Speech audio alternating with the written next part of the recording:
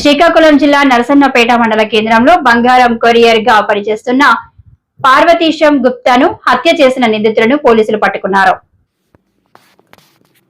హత్య చేసిన నిందితులు కార్ డ్రైవర్ సంతోష్ మొల్లి అప్పలరాజులను అరెస్ట్ చేసి వారి వద్ద నుండి 1 కేజీ 33 గ్రాముల బంగారాన్ని, 2 కార్లు, 1 సెల్ ఫోను, హత్యకు ఉపయోగించిన తాడుని స్వాధీనం చేసుకున్నట్లు డీఎస్పీ లక్ష్మణరావు తెలిపారు. పార్వతీశం గుప్తా విశాఖపట్నం నుంచి బంగారాన్ని కొనుగోలు చేసి తరచూ నరసన్నపేటకు తీసుకొచ్చి వ్యాపారం చేస్తుంటారని చెప్పారు. ఆయన వద్ద ఎక్కువ మొత్తంలో బంగారం ఉంటుందని, దాన్ని దక్కించుకోవాలని నిందితులు ఇద్దరు పన్నాగం పన్నారన్నారు.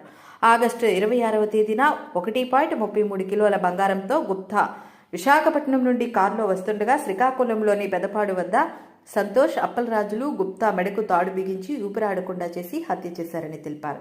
అనంతరం అప్పలరాజుకు చెందిన కారులో మృతదేహాన్ని తీసుకెళ్లి పాత్రిని వలస సమీపంలోని రామిగడ్డలో పడేశారని డీఎస్పీ లక్ష్మణరావు వివరించారు. దూర ప్రాంతాలకు వెళ్ళి బంగారం కొంటుంటాడు.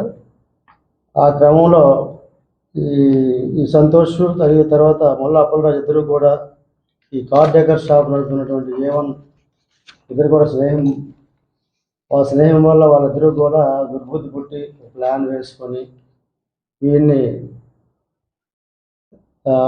గుప్తాన్ని చంపి ఆయన బంగారం తీసుకునే ఉద్దేశంతో ఒక ప్లాన్ వేసుకుంటారు. ఆ ప్లాన్ ప్రకారం మనకి కేసు తాలూకా ఈ మర్డర్ తాలూకా ఇది ఉద్దేశం అయి ఉంది. ఇది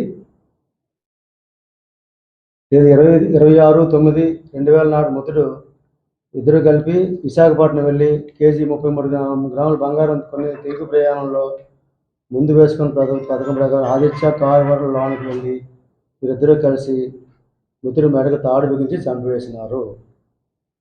ఆయన ఉన్నటువంటి బంగారాన్ని ఇద్దరు కూడా పంచుకున్నారు. స్విఫ్ట్ డిజైర్ కారులోన తర్వాత బాడీని డిస్పోజల్ చేసే క్రమంలో మన ఉన్నటువంటి రామగడ్డలో పడవేసినారు. దర్యాప్తులో భాగంగా మృతుడి ఒక శరీరాన్ని ఆ గడ్డలో మన ఫిర్యాదు యొక్క బ్రదర్ కనుక్కున్నాడు. దాన్ని కూడా మనం కూడా రిట్రైవ్ చేయడం జరిగింది. బాడీని దాన్ని పోస్ట్ మార్టం చేశాము. పోస్ట్ మార్టం చేసి దర్యాప్తు క్రమంలో ఈరోజు మన వాళ్ళ కస్టడీలో తీసుకొని విచారించిన తర్వాత ఈ బంగారాన్ని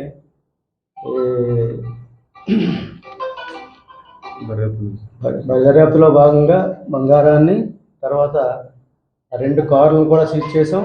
మృతదేహం ఈ శ్రీకాకుళం దగ్గరలో రామగడ్డలో ఉన్నట్టుగా కనుగొని మనకి రిపోర్ట్ ఇవ్వడం జరిగింది.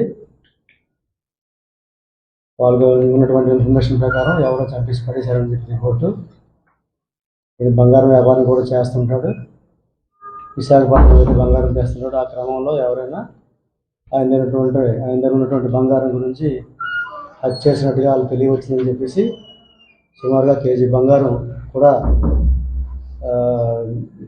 మర్డర్ చేసిన తర్వాత పట్టుకుపోయి ఉంటారని చెప్పేసి వాళ్ళు రిపోర్ట్ ఇవ్వడం జరిగింది. ఆ రిపోర్ట్ నేపథ్యంలో మనము ఇక్కడ మిస్సింగ్ కేసుని మర్డర్ కేసుగా ఆర్డర్ చేయడం, మర్డర్ ఫర్ గెయిన్ కేసుగా సేమ్ క్రైమ్ నెంబర్ ఆర్డర్ చేయడం జరిగింది. దర్యాప్తులో భాగంగా నర్సంపేట సిఐ గారు శ్రీనివాసరావు,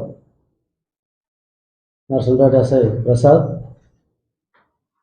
పోలాకి ఎస్ఐ రంజిత్, తారాకోట ఎస్ఐ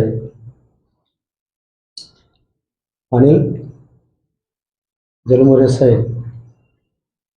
అశోక్ బాబు వీళ్ళందరూ కూడా చాలా చాకచక్యంగా ఈ కేసులో దర్యాప్తులో ముందుకు వెళ్ళి మర్డర్ ఏ విధంగా జరిగింది, ఎవరు చేశారు అనే అంశాలని కనుగొన్నారు. కనుగొని ఈరోజు వాళ్ళకు వచ్చినట్టు ఇన్ఫర్మేషన్పై మొల్లి అప్పలరాజు మరియు జవాది సంతోష్ కుమార్ అనే ముద్దాయిల్ని సిఐ గారి వారి బృందం చాకచక్యంగా పట్టుకొని వారిని విచారించి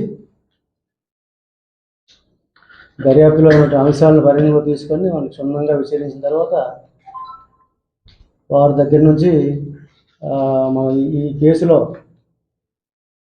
ఏదైతే బంగారం పోయిందో ఆ బంగారాన్ని A1 దగ్గర ఉన్నటువంటి జవాద్ సంతోష్ కుమార్ దగ్గర ఆయన పొజిషన్లో బంగారం రికవరీ చేయడం జరిగింది.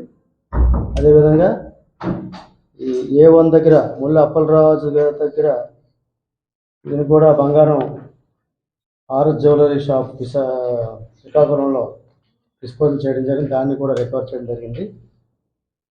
ఈ కేసు పూర్తి వివరాల్లోకి వెళ్తే గుప్తా ఈ 45 సంవత్సరాల నుండి బంగారం కమిషన్ వ్యాపారం చేస్తుంటారు. అందుకొరకు దూర ప్రాంతాలకు వెళ్తే తన బులెరో వాహనంపై AP 39 UW 5183 బులెరో వాహనంపై దూర ప్రాంతాలకు వెళ్ళి తను ఎప్పుడు ఎన్నాళ్ళ నుంచో అరేంజ్ చేసుకున్న డ్రైవర్ సంతోష్ ఇద్దరు కలిపి వెళ్తుంటారు. సంతోష్ సహాయంతో సీజ్ చేయడం జరిగింది. ఈ కేసులో ఇంకా దర్యాప్తు చేయవలసి ఉంది. కొన్ని విషయాలు ఇంకా పరిగణలో తీసుకుని దర్యాప్తు చేయవలసి ఉంది. దర్యాప్తు పూర్తి చేసిన తర్వాత ఛార్జ్షీట్ కూడా అతి త్వరలో వేసి నిందితుల్ని చట్టం ముందు నిలబెట్టి కేసు కన్విక్షన్ అయినట్టుగా అన్ని విధాలా కూడా మేము ఇంకా చేస్తాము. ఈ ఎం శ్రీనివాసరావు సిఐ గారు వారి బృందం ప్రత్యేకంగా ఈ కేసులో చాలా కష్టపడి పనిచేశారు. కష్టపడి పనిచేసినందుకు వాళ్ళకి నా తరఫున ప్రత్యేకంగా అభినందనలు. ఈ కేసులో మన గౌరవ ఎస్పీ సార్ చేతుల మీద కూడా రివార్డ్స్ వచ్చేటట్టుగా ప్రయత్నం చేస్తాం. మనకి కేసులో మనకి ముద్దుడు చంపినటువంటి కేసులో మొదటి అప్పలరాజు నేరస్తుడు, రెండవవాడు సంతోష్ అండి. తర్వాత ఈ గోల్డ్ తాకట్టు పెట్టుకున్న డిస్పోజ్ చేసినటువంటి ఆర్ఎస్ జ్యువెలరీ షాప్ యజమాని కూడా మూడో వ్యక్తిగా యజమానైనటువంటి రఘును కూడా ఇందులో మూడో వ్యక్తిగా ముద్దాయిగా మేము నిర్ధారించి కేసు దర్యాప్తు ముందుకు సాగిస్తాం. త్వరలో కూడా ఇప్పుడు నేను చెప్పినట్టు విధంగా దర్యాప్తు పూర్తి చేసి ఛార్జ్షీట్ క్రమంలో అన్ని ఫార్మాలిటీస్ పూర్తి చేస్తాం. Thank you very much. Thank you. ఈరోజు మన నర్సంపేట పిఎస్లో నమోదైనటువంటి క్రైమ్ నెంబర్ 297/25లో ముద్దాయిల అరెస్టు, రిమాండ్ పరిణామ క్రమంలో ఈ ప్రెస్ కాన్ఫరెన్స్ అలాగే ఉద్దేశం. మనకి తేదీ 26వ తారీఖున 26 ఆగస్టున పుట్టూరు మన్మధరావు ఇచ్చిన రిపోర్ట్ మిస్సింగ్ కేసు. వాళ్ళ బ్రదర్ అయినటువంటి గుప్తా, పుట్టూరు వెంకట భారతదేశం గుప్తా మిస్ అయినట్టుగా వైజాగ్ వెళ్ళారు. వైజాగ్ నుంచి 26వ తారీఖున వాళ్ళ ఇంటికి చేరలేదు అని చెప్పేసి మనకి ఇచ్చిన రిపోర్టు, 30 తారీఖు ఇచ్చిన రిపోర్టుపై మ్యాన్ మిస్సింగ్ కేసుగా నమోదు చేయడం జరిగింది. ఆ మ్యాన్ మిస్సింగ్ కేసు తదుపరి దర్యాప్తులో భాగంగా 5/9న నర్సంపేట పోలీస్ స్టేషన్లో ఇంకొక రిపోర్ట్, మ్యాన్ మిస్సింగ్ తర్వాత డెవలప్మెంట్స్ ఇంకొక రిపోర్ట్ కూడా మనకి రిసీవ్ చేసుకున్నాం నర్సంపేట ఎస్ఐ గారు. తన